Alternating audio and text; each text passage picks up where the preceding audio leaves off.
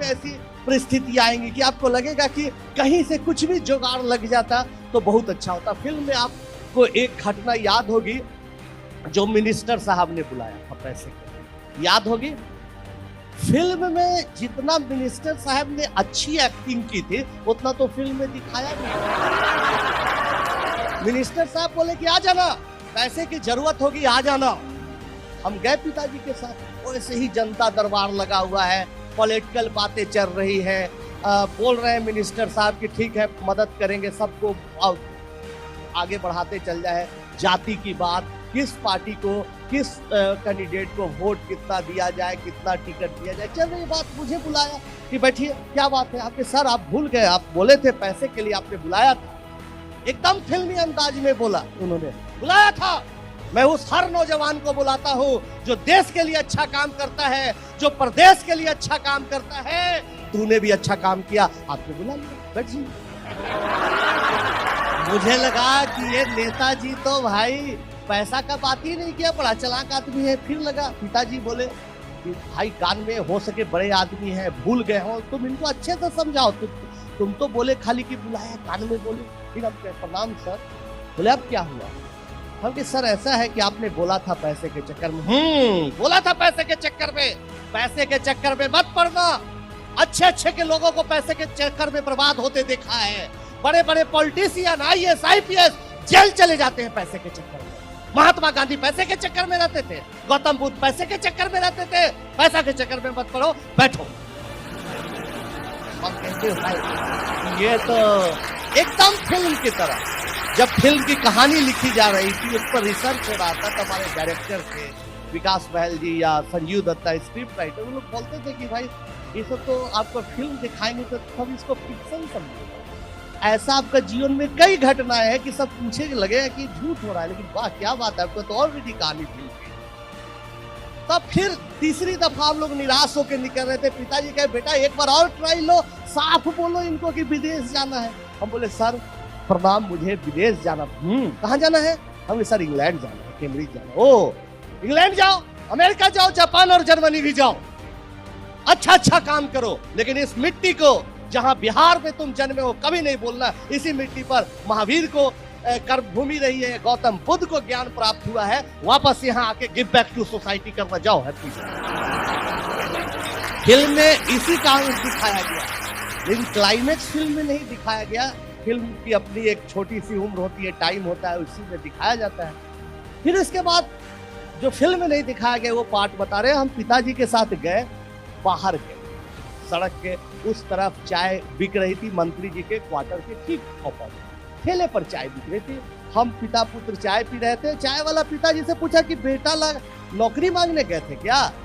डांट सुन क्या है क्या? एकदम चेहरा दोनों का ऑफ है। पिताजी बताए नहीं भाई ऐसी ऐसी बात है। चाय वाला गर्म हो गया, कौन भेज दिया इस मंत्री के पास आपको? कैसे गए? जो आदमी 3-4 महीने से मेरा उधार चाय मंगवा के पीता है, पैसा नहीं देता है, वो क्या आपको पैसा देगा?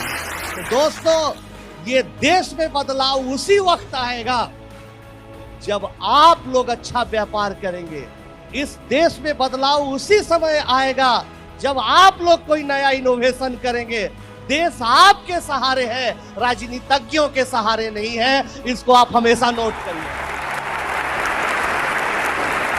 आप कितना अच्छा काम करते हैं ये महत्वपूर्ण है, आप कितना देश को टाइम देते हैं ये महत्वपूर्ण है।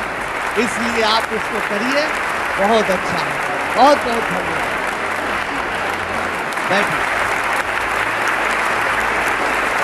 फिर उसके बाद क्या हुआ, पिताजी इतने टेंशन में आ गए, इतने टेंशन में आ गए कि उनको लगने लगा कि भाई हम पैसा नहीं दे रहे हैं, बेटा का हवाई जहाज का किराया भी नहीं दे पा रहे हैं। बहुत दुखी रहते थे। हम लोग बार बार समझाते थे, दोस्त जैसे पिता थे कि अरे आप बेकार टेंशन में है, दिल्ली में पढ़ेंगे, पटना में पढ़ेंगे, कुछ अच्छा करेंगे, आप टेंशन नहीं लेंगे। लेकिन एकदम सडन हार्ट अटैक आ गया पिताजी का। पूरा बारिश हो गई थी, मुश्किल से हॉस्पिटल ले गए, वहाँ उनको मृत घोषित किया। तब माँ पापड़ बनाने लगी। उस समय देखिए दोस्तों ऑप्शन था। फिर एक अच्छी बात है, पोस्टल डिपार्टमेंट में पिताजी के जगह पर हमारी नौकरी मिल रही थी। आप लोग जानते हैं अनुकंपा के आधार पर गवर्नमेंट ऑफ इंडिया देती है नौकरी, नौकरी देती है। तो सब लोग कहा कि बेटा तुम पोस्ट ऑफिस में काम कर लो, कुछ लिखा पढ़ी कर का काम कर लो, चिट्ठी बांटने के नहीं, कुछ लिखा पढ़ी का काम दे देंगे और टाइम निकाल के तुम पढ़ लो। लेकिन दोस्तों हम लोगों ने डिसीजन लिया, माँ ने कहा ठीक है बेटा जो तुम करोगे कहोगे वही हम लोग करेंगे मिलके, कि कभी भी छोटी छोटी चीजों के साथ समझौता मत करो। अगर आप छोटी छोटी चीजों के साथ समझौता कर लेते तो आज पोस्टल डिपार्टमेंट में एक एम्प्लॉय रहते, डाक विभाग में चिट्ठी का लेन देन कुछ करते रहते, भाई काम करते रहते। तो ही हम बता रहे हैं कि हमने सोचा नहीं अच्छा आगे करना है, पढ़ते रहना है। तब कोचिंग सेंटर में पढ़ाने का मौका मिला, वहां पर पैसा आने लगा, लोग बोले लगे चलो कोटा में तुमको ले जाते, वहां तुमको स्टार के तौर पर लॉन्च करते। क्या फिर एक लोभ आया कि लाखों करोड़ों कमा सकते हैं, बहुत कुछ अच्छा कर सकते हैं।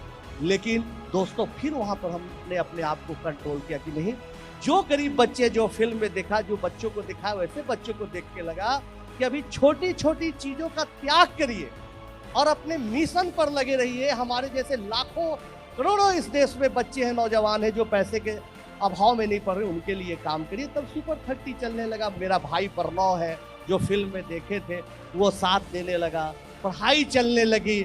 माता जी आप देख रहे हैं खाना बना रही हैं, ये हमारी माता जी है, खाना बनने लगा, बच्चे पढ़ने लगे। तब आया डोनेशन का मौका। जब आपका नाम हो जाएगा, विवेक जी का आज नाम है, सब लोग आते हैं, लेकिन सोचिए विवेक जी जब शुरू किए होंगे कोई नहीं सुनने आता होगा, कोई विश्वास नहीं करता होगा।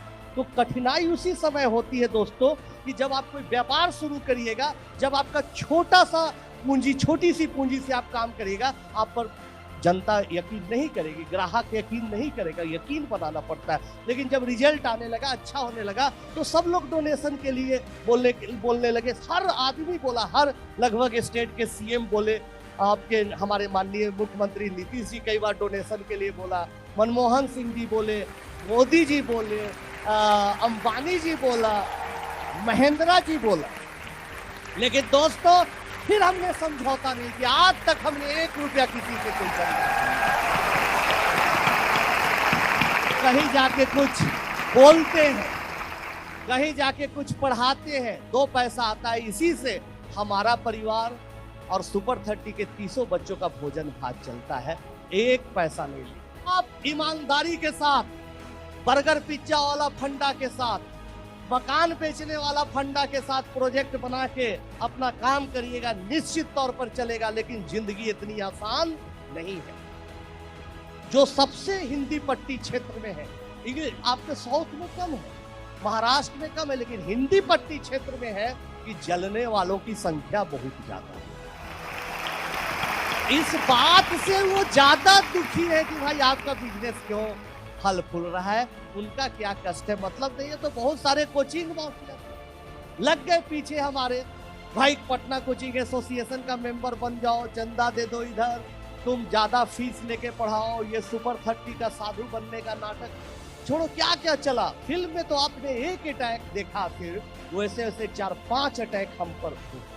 और हमारा सबसे भयानक अटैक था कि हमारा नॉन टीचिंग स्टाफ मुन्ना जब मुझे बचाने गया, इसके पेट में यहाँ से यहाँ तक पूरा चाकू से फाड़ दिया गया और 5 दिन तक ये बेहोशी के हालत में था। सब लोग बोल रहे थे पटना मेडिकल कॉलेज में कि छोड़ दो, बहाना छोड़ दो, क्या फायदा है इस काम करने से, छोड़ दो। उस समय तो एकदम निराशा हो गई, सब दोस्त परिवार रिलेटिव सब बोल रहा था। डॉक्टर ने अचानक बोले, मैं भी डर गया कि क्या करे नहीं करे, छोड़ ही दे क्या।